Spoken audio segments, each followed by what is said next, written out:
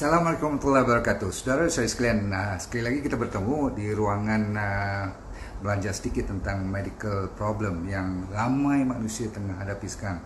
Sebab kita mula dengan diabetes dulu, lepas tu kita cerita tentang orang yang akan kena kanser dan sebagainya nanti, dan baru-baru ni saya cerita tentang thyroid. Tapi hari ni saya nak fokus kepada satu organ di dalam badan kita yang paling mustahak, dan namanya ialah buah pinggang.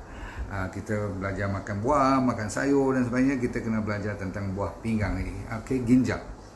Bagi anda yang kena diabetes terutama sekali, please pay attention. Nombor satu. Nombor dua, orang yang maksudnya blood pressure-nya tak stabil ataupun dah meninggi sampai nak kena makan ubat semua tu, harus pay attention to my talk pada pagi ni. InsyaAllah kita kongsi. Okay? Nombor satu, macam mana you tahu yang you tu dah kena kidney problem?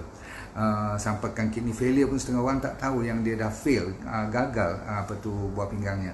Sebab kadang-kadang sign tu datang pada peringkat-peringkat yang dah terlambat ataupun terlewat. Jadi yang paling penting bagi mereka yang dengar ni, tolong bagi tahu kat kawan-kawan pun, cuba buat kidney screening, maksudnya kidney function punya screening.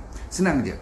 Yang paling basic ialah dua, iaitu satu urine test, nombor dua ialah blood pressure. Okey, sebab dalam urine test tu nanti doktor ataupun dalam lab tu akan bagi tahu nanti kalau ada protein ataupun kalau ada, contohnya kadang-kadang kalau you kencing tu dah nampak sendiri dah berbuih kan, buih bukan sikit-sikit, buih banyak pula tu. Dan akhir sekali blood pressure pun dah mula naik, tak pasal-pasal, you kena jaga betul-betul. Okey, dan seterusnya doktor ataupun lab akan buat creatinine test, iaitu satu bahan kumuhan daripada penapisan buah pinggang kita nanti.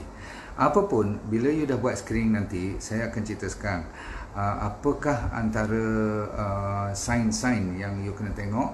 Umpamanya selalunya orang akan jadi rasa mengantuk, orang ni selalunya kadang-kadang gatal-gatal, dan kadang-kadang dia akan rasa macam lemah je, macam orang kena anemia.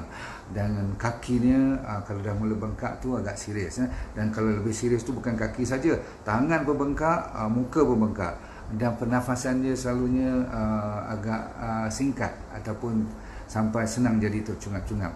Of course malam dia kencing banyak macam orang diabetes juga, dan akhir sekali kalau bau mulut tu macam air kencing. Bau mulut ni macam air kencing. Tahu tak bau you punya nafas you tu?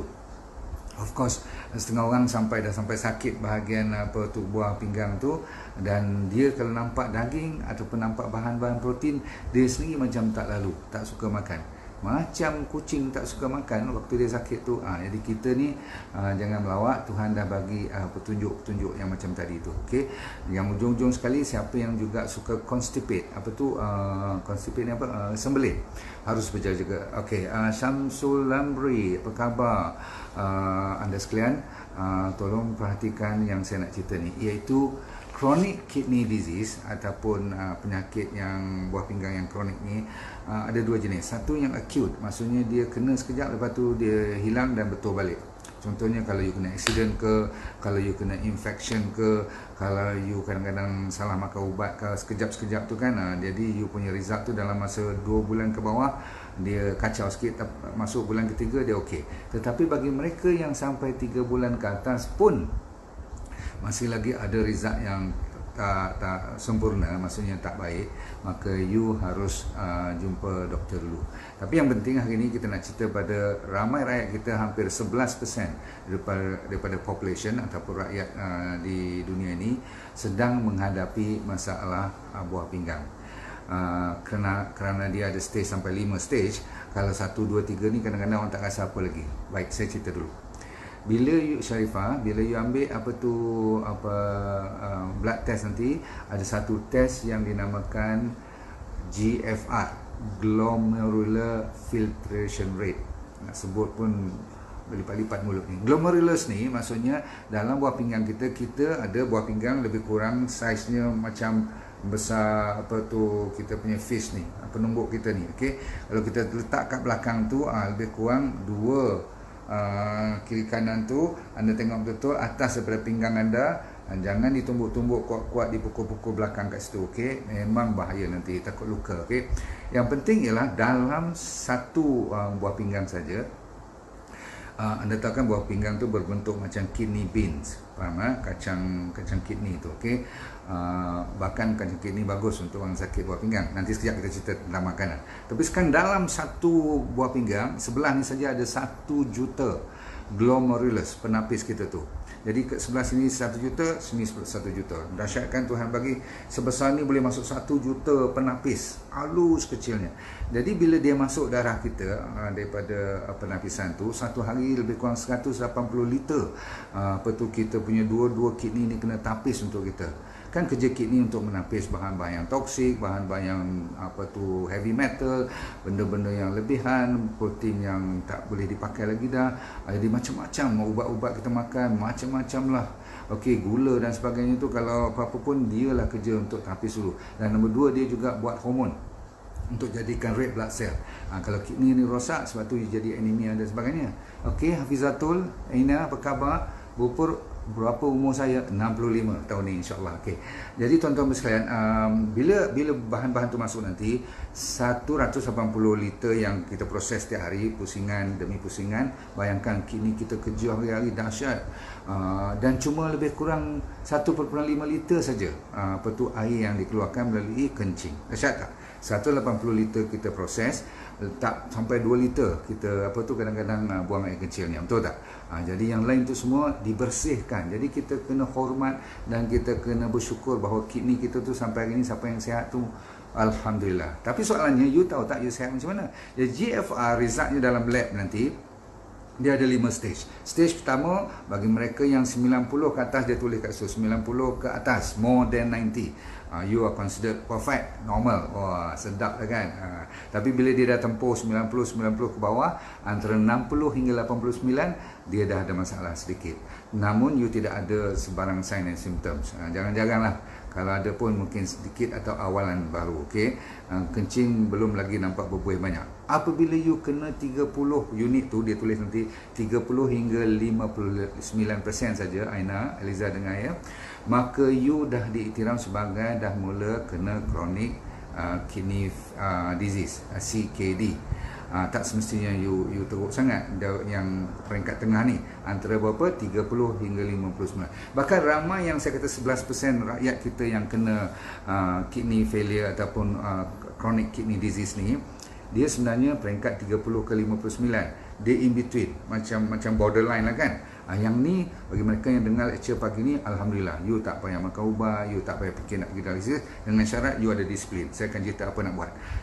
Cuma kalau you turun lagi, tak dengar cakap, you turun bawah dari 30, 15 ke 29, selalunya doktor dah bagi warning. Kalau tak naik balik nanti, you punya result ni memang you kena dialisis. Sebab orang yang bawah dari 15, masa tu dah kaki dah bengkak, muka dah bengkak, kadang-kadang tangan pun dah bengkak, pernafasan pun dah tu, tidur malam pun terganggu, macam-macam dalam hidup you susah sangat lah. Macam nak hidup tu terpaksa kita bergantung kepada mesin dialisis. Dan kalau serius sangat-sangat nanti kena sampai pergi transplant. Apa tu? Ganti organ kita lah. Walaupun 2, kita ganti 1 pun dah boleh hidup macam sedia kala. Baik. Sekarang semua dah faham Jadi tengok result tu, tengok stage 1, 2, 3, alhamdulillah you boleh reverse. 4 and 5 boleh patah balik, tetapi perlu banyak disiplin, jaga baik-baik. Okay? Baik, nombor 2 saya nak cerita ni, punca ceritanya ialah yang penting anda kena tahu apa nak buat.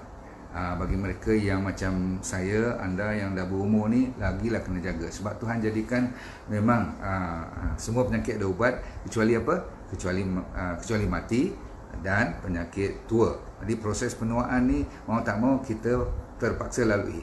Tugas kita ialah untuk berusaha supaya cuba tidak terlalu cepat datang penyakit-penyakit seperti kidney failure dan sebagainya ni. Okey. Nombor 1 yang paling penting. Ready? Ambil nota Nombor 1, siapa yang ada diabetes, you kena kontrol diabetes dahulu. Sebab itulah saya buat lecture, saya pergi road tour satu Malaysia ni, nak tegaskan kepada anda sekalian bahawa diabetes adalah merupakan banyak sebagai punca kepada banyak pada penyakit. Okey. So diabetes kena kontrol. Lain kali siapa yang belum dengar lecture saya, sila daftar diabetes cure tanpa ubat. Dan kita dah buktikan siapa yang belum lagi sampai dialisis tu boleh kita reverse. So diabetes adalah punca utama kenapa buah pinggang gagal. Ready? Faham ya? Mana tak gagalnya? Kalau gula terlalu banyak dan tak boleh dimasukkan dalam sel, dia pergi ke mana? Dia masuk ke dalam glomerulus tadi lah, penapis tadi. Penapis tu dia macam ada macam cup, ada macam cawan kecil. Ialah 1 million kan. Dia masuk ke dalam tu. Jadi kalau gula tu dah tak diproses dan sebagainya, lebihan, dia sangkut. Bila sangkut tu block. Dan bila block, macam mana kidney ni nak function, faham tak? So nombor 1 diabetes, nombor 2 ialah apa? Siapa tahu?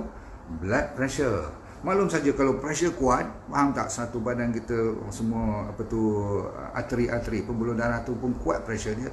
Lama-kelamaan dia tekan. Sebab 1 million punya glomerulus ni, you bayangkan berapa kecil lah. Kecil daripada rambut kita, berapa ratus kali kecilnya lagi. Tapi itu Tuhan punya kerja. Dia bagi macam special, macam wonder, macam magic, macam mana boleh 1 million tu. Jadi kita jangan langsung tekan tekanan darah kat situ, sebab nanti dia akan naik blood pressure balik. Blood pressure, bila tekan glomerulus, bagi naik lagi blood pressure. So daripada kecil blood pressure, naik lagi besar blood pressure. Okey Aliza? Baik, macam mana nak daftar? Okey, nanti lepas program ni you tengok saya punya website, you boleh daftar. So nombor 1 diabetes, nombor 2 blood pressure, nombor 3 obesity. Ramai orang anggap obesity ni sebagai kalau lelaki terutama sekali kan, betul lah, dia kata biarlah nampak buncit sikit baru nampak macam orang kaya, betul tak? Orang perempuan tu zaman sekarang dah ramai pakai baju yang berjubah dan sebagainya. Saya itu dari sudut agama tak apa, bukan soal kita nak pertikaikan, tapi yang ada berapa kali lipat kat bawah jubah tu yang saya pertikaikan.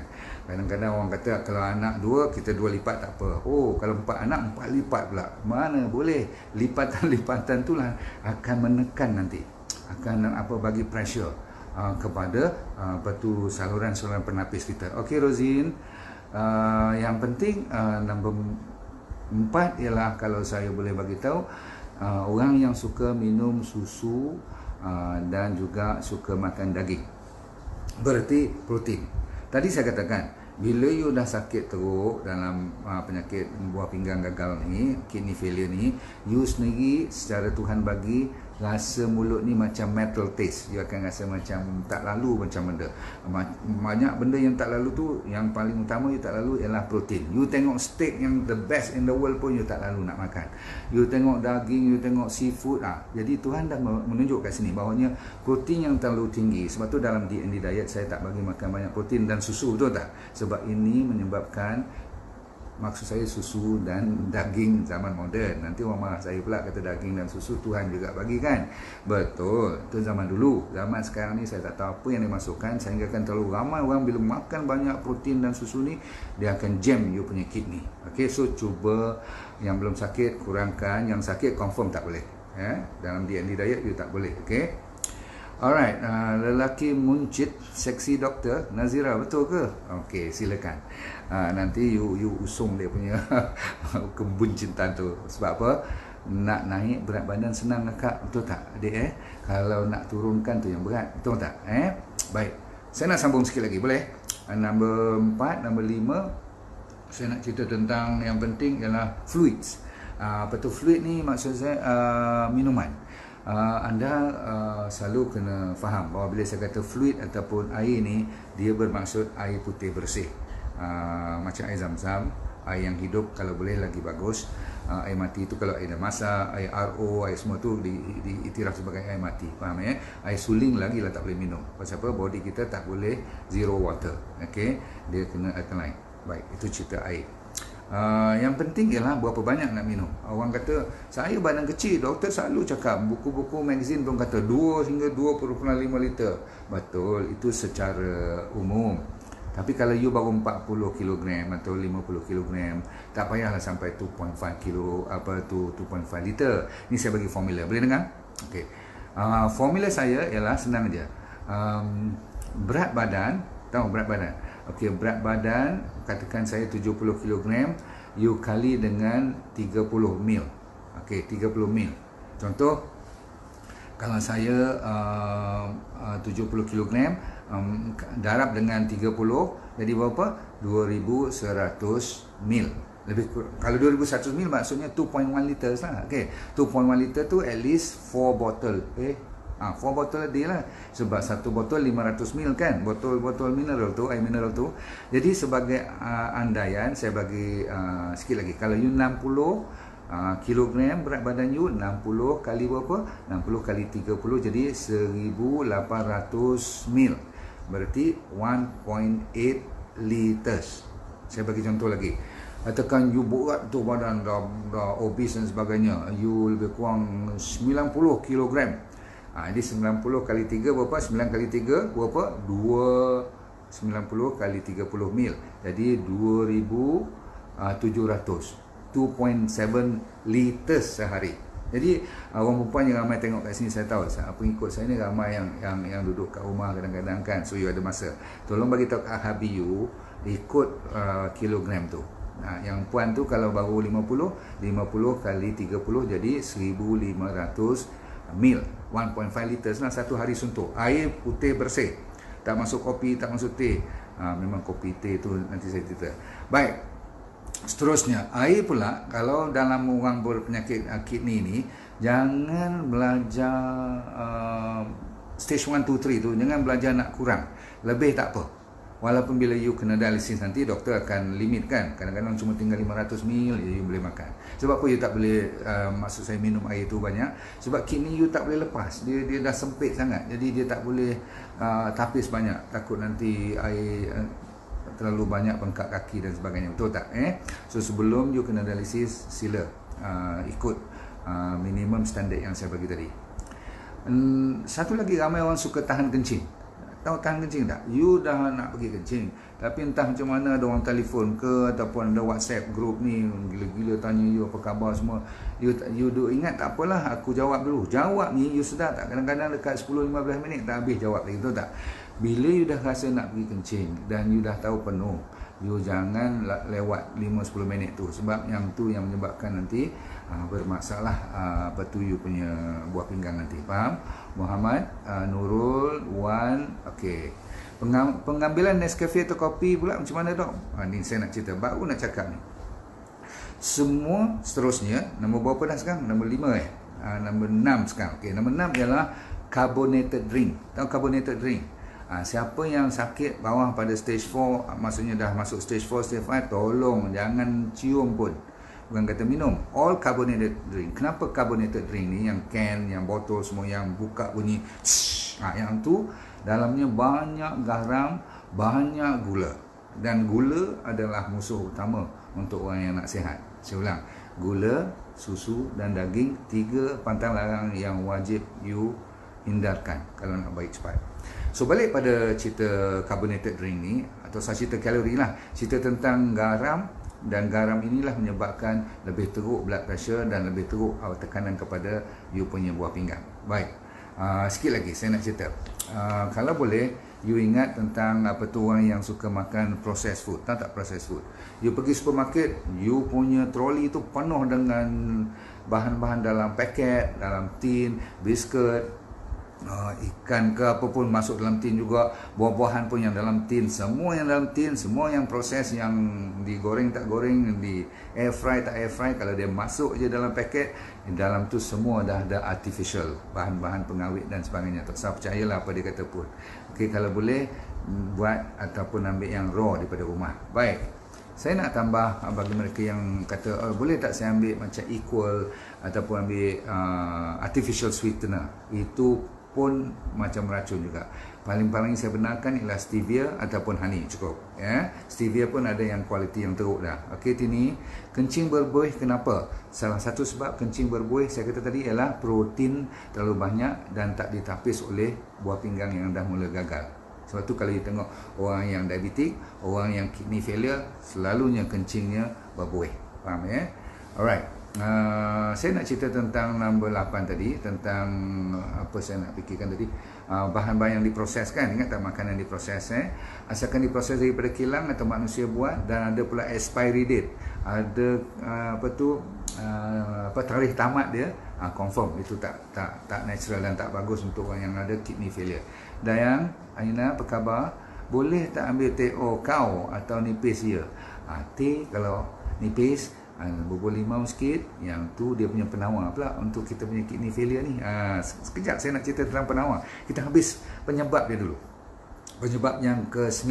Okey. Ramai orang tak sedar bahawa painkiller memang killer betul. Orang yang belum kena kidney failure, salah satu penyebab yang terkenal di dunia ialah ubat-ubatan. Yang paling top ialah ubat painkiller. Faham tak painkiller? Macam orang kena gout macam saya ni tahulah. Kalau dia dah menyala je, kalau kau sombong macam mana pun, kau sado macam mana pun, you pasti kena makan ubat. Kadang-kadang ubat pun tak boleh, kena inject pula lagi. Di ubat-ubat seperti naproxen, seperti ibuprofen, apalagi you ambil Simplex kan. Ni ubat-ubat macam ni tolonglah sikit ya. Koksia dan sebagainya tu jaga baik-baik. Sebab apa, kalau emergency terpaksa makanlah, nanti sampai merangkak pula. Memang betul, kalau sakit kena sampai merangkak, makanlah ubat tu. Tapi kalau hari-hari you kena bergantung, kalau tidak tak boleh pergi kerja dengan ubat-ubat tu, maka ini bahaya sangat. Okey, kena buat sesuatu.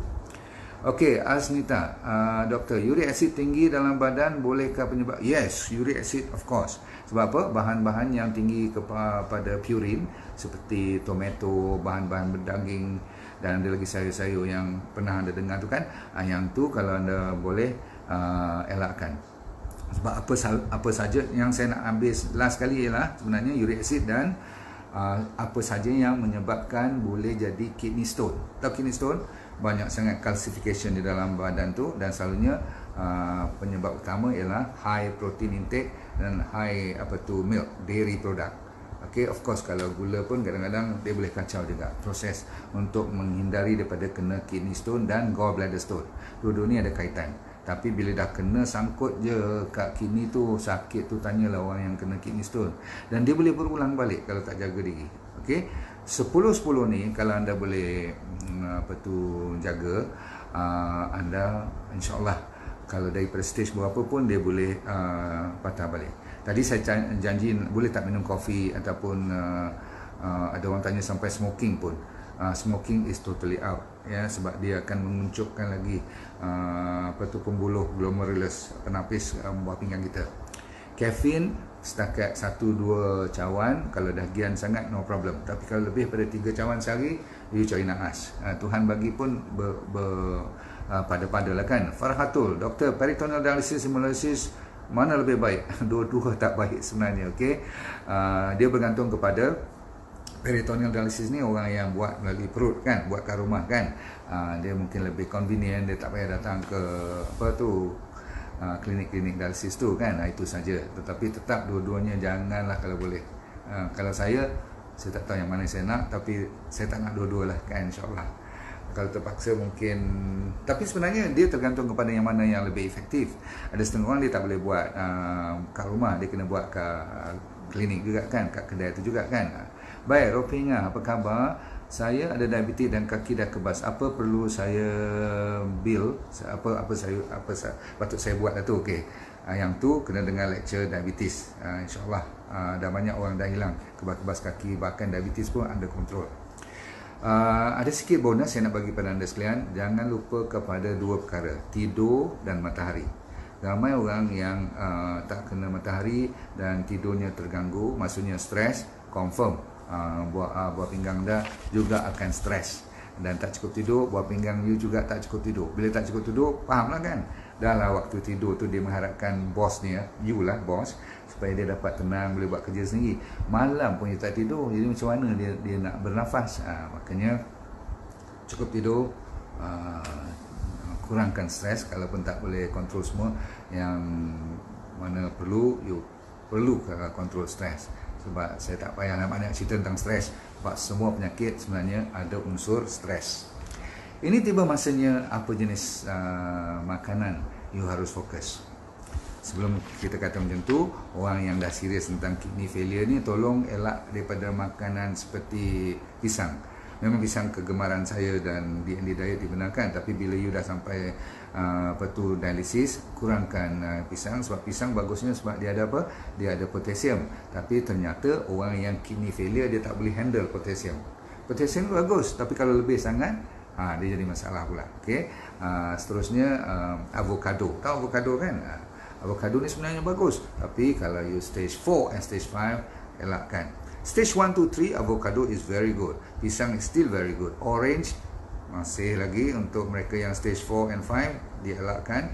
Sebab apa? Dia merupakan meningkatkan bahan-bahan yang ada potasium ni. Okay. Brokoli, tomato terutama sekali sebab ada purin menyebabkan uric acid dan sebagainya. Kismis cukup. Kalau anda boleh ingat, saya ulang lagi sekali. Pisang, avocado, orange, brokoli dan tomato. 5 ni dielak terus bagi mereka yang dah doktor kata buah pinggang ni tak ada can lagi dah, ataupun you hampir-hampir nak kena dialisis, kontrol habis-habis. Yang bagus pula kita nak cerita, yang ni kita kena rajin. Kita yang belum kena dialisis, yang masih stage 1 atau 2, kalaupun dah mula terganggu kidney you, masih lagi berpeluang, iaitu okey, elok untuk penyakit gout. Yang penyakit gout, dengar yang hari ni pun boleh pakai dah. Okey, orang yang penyakit gout. Nombor 1 ialah, tahu tak apa ni pokok semalu? Tahu pokok semalu tak? Pokok semalu yang you tempuh dia punya daun tu, dia tutup tu kan. Ini budak-budak dulu kita suka pergi main kan. Jenuh nak tunggu dia buka balik. Lepas tu kita pergi cari lain, kita tempuh dia tutup dia. Tu tak Ros. Saya minum susu soya setiap hari, adakah baik? No, soya is bad kalau you ada kidney problem. Soya, any soya, kecuali tempe saja boleh. Hairul, Adi, telur boleh makan tak? Tak boleh. Kalau you kidney failure, no protein at all. Complete, termasuk telur, udang dan protein, asalkan nama protein aja, okey? Ikan bilis, semua tu out. Macam kita buat D&D diet tu. Baik, saya janji pada you, daun semalu tu ambil akar dia. Bersih elok, kupaskan dia punya kulit-kulit. Akar dia kecil je sebenarnya, panjang-panjang dan berambut-rambut tu. Okey, lepas tu you dah bersih elok, pastikan tak ada tanah apa pun, bersih, buang kulitnya sikit. You sagat dia, bersihkan kulit dia tu. Okey, masukkan dalam periuk, katakan 3-4 urat apa tu akar tu, daripada akar tak payah ambil batang dia. You bubuh 3 cawan air, rebus dia sampai jadi secawan air. Minum lebih kurang, kalau secawan air tu buat untuk 2 hari, 3 kali sehari, sikit-sikit lah, 2 sudu pagi, 2 sudu tengah hari. Itu dia akan melawaskan bahan-bahan yang ada uric acid, bahan-bahan yang ada kidney stones, dan juga melawaskan kencing you. Okey. Telur saya dah kata tadi tak boleh. Okey, Salawati dari Singapura, benarkah banyak pengambilan ubat-ubatan suplemen boleh buat kidney kita stres? Pasti. Siapa yang suka beli suplemen, tak kira dia kata best in the world ke apa, tak perlu. Sebab kalau you ikut D&D diet yang banyakkan air, garam, ingat tak? Buah-buahan, sayur-sayuran, dan ada formula tertentu, dan berpuasa pula malam, itu dah lebih pada mencukupi. Tak payah nak suplemen banyak. Nak beli suplemen, selalunya saya cuma recommend B12 saja. Sebab apa? Siapa-siapa yang betul-betul jaga makanan yang ikut D&D diet tu, kadang-kadang dia terkurang B12. Itu saja. Okey. Kita patah balik. Takut saya terlupa ni. Saya kata apa tadi? Akar pokok semalu. So, belajarlah tanam pokok semalu yang ada duri tu sekarang. Selalunya orang tak nak kan, kat padang-padang bola tu kan. Anda sekarang pergi kumpul banyak-banyak, hantar kat saya. Saya tengah nak buat proses untuk macam mana nak hilangkan masalah gout, masalah buah pinggang, masalah apa tu, kidney stone ni, batu karang. Baik. Sekarang kita cerita orang biasa yang kena sikit-sikit ataupun belum kena tapi tak perasan, untuk mengelak, menghindar.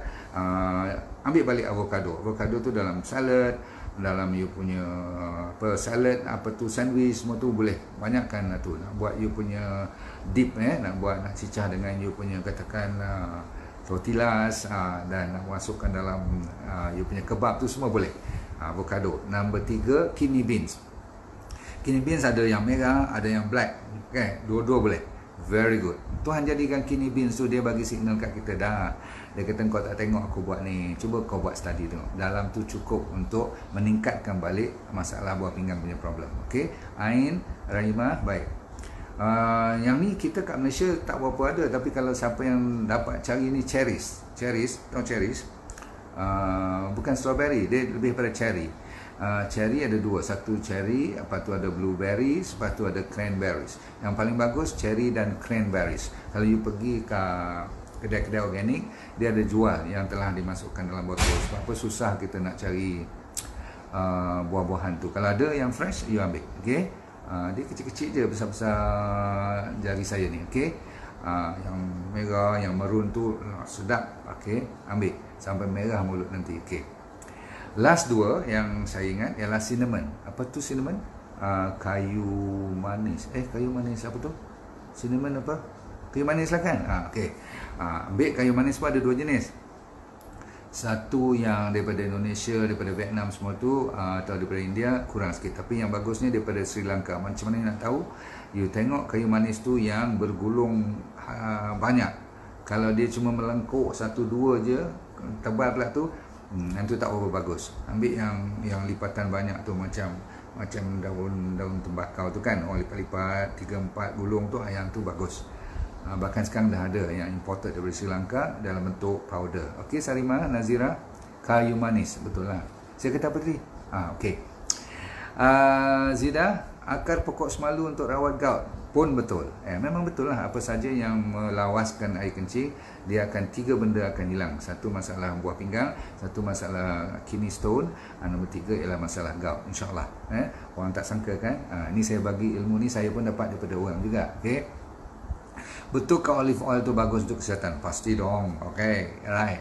Last sekali ialah parsley. Parsley, tahu parsley? Parsley ni, apa orang Melayu kata parsley ya?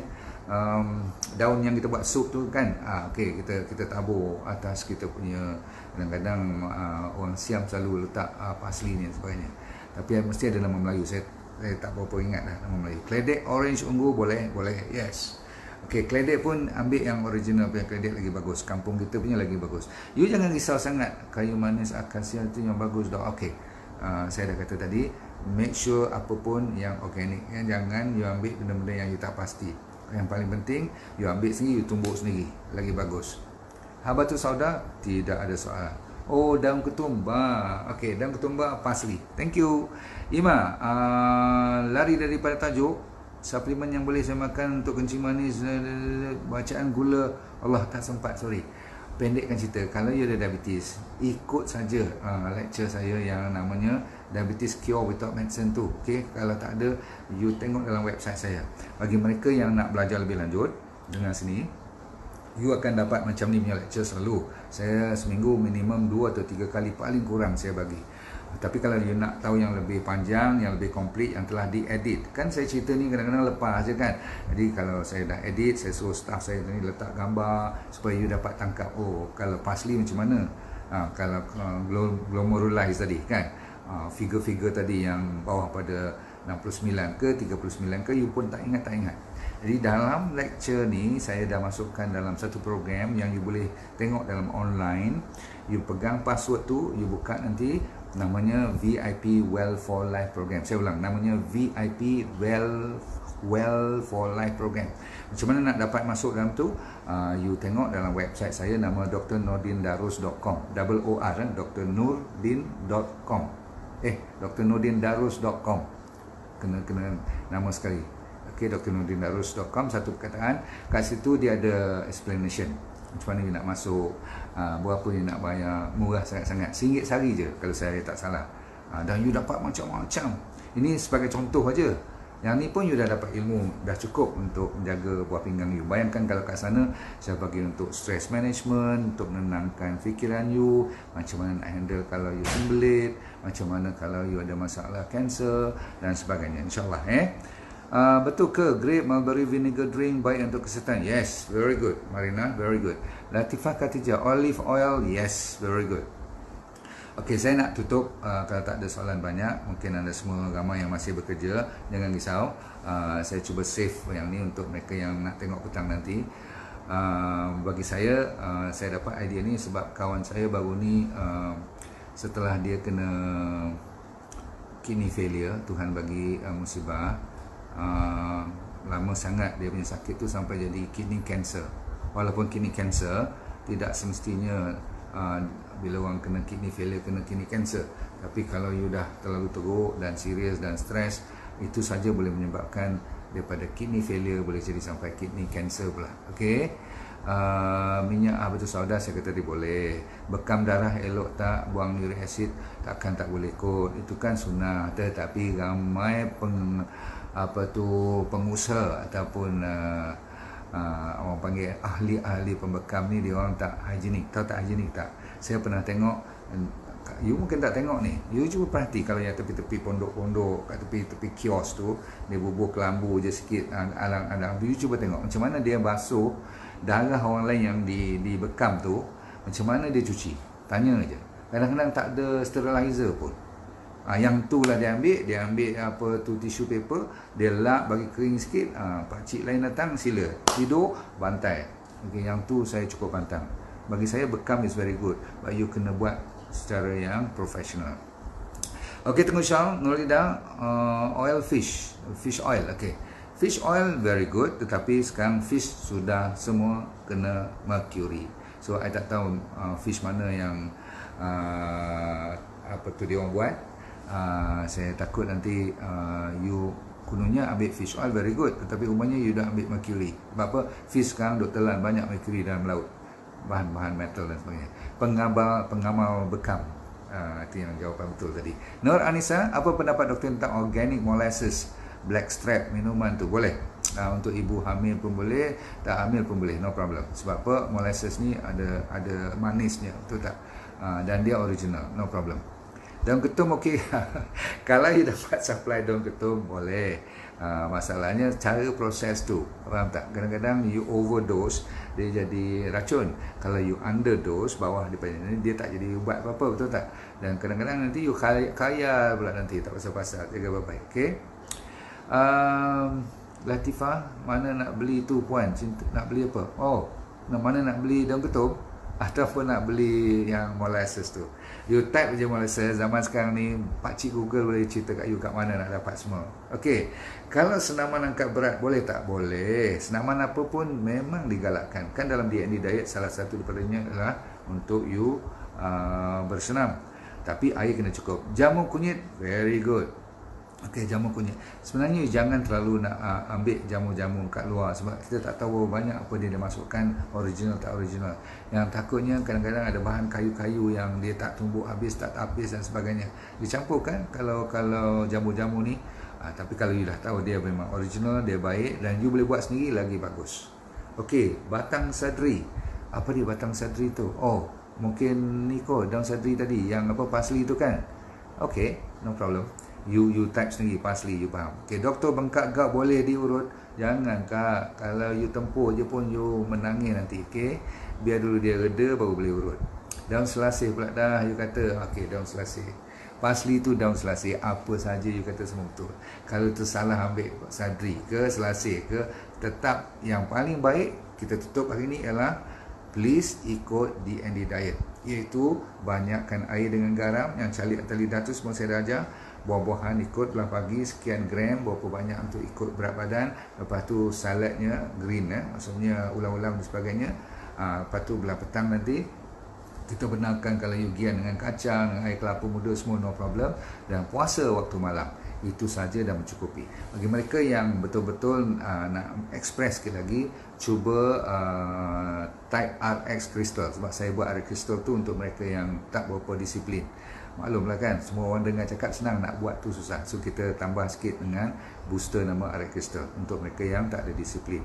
Dan akhir sekali, kalau tak ada duit juga, beli sodium bicarbonate. Tahu sodium bicarbonate tak? Apa tu? Baking soda yang bagi naik kuih pau tu. Yang tu pun you boleh minum. Pagi satu sudu, petang satu sudu, masuk dalam air. Okay, yang tu bagi mereka yang tak cukup duit nak beli RX Crystal. Yang second one ambil apa tu sodium bicarbonate pun tak ada masalah.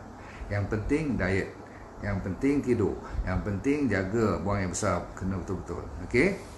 Guna lintah untuk gout. Oh, untuk gout. Okey, pakai lintah. Okey. Pakailah apa pun, asalkan dia berhasil, bagi saya no problem. Okey. Cukup dulu. Katie Azani, minta maaf, nanti panjang sangat orang marah pula nanti. Calik garam bukit ke dok? Yes, calik garam bukit lah. Garam kristal Himalaya, garam Celtic, ataupun garam RX salt yang kita buat daripada Bario, daripada bamboo salt, yang tu boleh. Kalau nak tahu, saya ulang lagi sekali, sila cek saya punya website. Website saya nama drdinarus.com. Kat situ ada tempat yang you nak tanya apa-apa. Dan yang penting, you jangan lupa masuk VIP Well for Life program. Yang tu untungnya berlipat ganda daripada apa yang anda laburkan. Okey, Thank you, bye. So jumpa lagi di satu masa depan. Dok, pemakanan baik untuk orang ada thyroid. Yang tu you tengok balik. You ikut saya punya Facebook ni kan. Saya baru lepas 2-3 kali series yang sebelum ni ada cerita tentang thyroid. Cuba you tengok betul-betul. Okay, terima kasih. Bye-bye saya semua. Bye.